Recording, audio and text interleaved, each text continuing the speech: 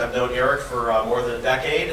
He's the founder of iPressroom, which is a service that I help beta test and use. And he also is author of several books, including the most recent one, and probably the top expert in the country, if not the world, on using social media for social business, for business.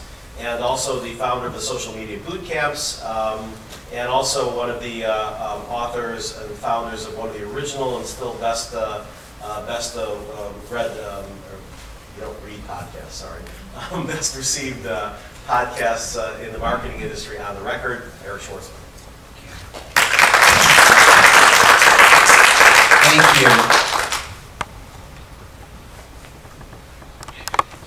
Thanks, Michael, for the great introduction, and thanks to the Paley Center for having me here today. And no thanks to this little fly that just landed on the mic there. If you've attended some of the other events this week, you've probably heard some terrific speakers talk about all aspects of social media. But today I'm going to focus on social business. I'm going to give you the business case for social media engagement. I'm going to talk about the how, and the why of social for business.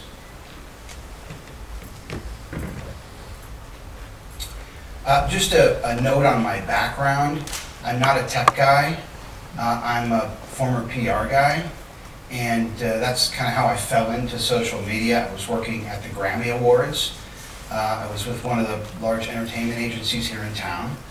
And if you've ever been backstage at the Grammys in the press room, back before the rise of the internet, the press room was divided into 4 basic sections. You had an area to accommodate print reporters, another area for photographers. You had the electronic room, which at the time was radio and television, and then the one-on-ones.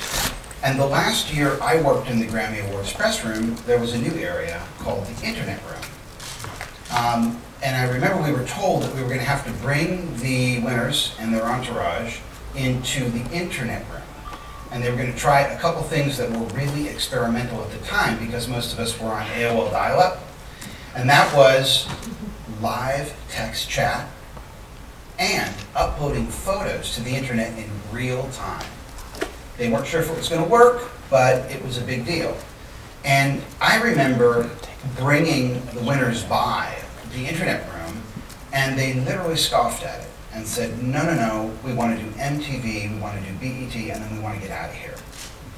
I think that year we got Best New Gospel Artist and Best New Age Single in the internet room. But if you look at what happens backstage at many of these media events, there is no more press room. There's a blogger lounge.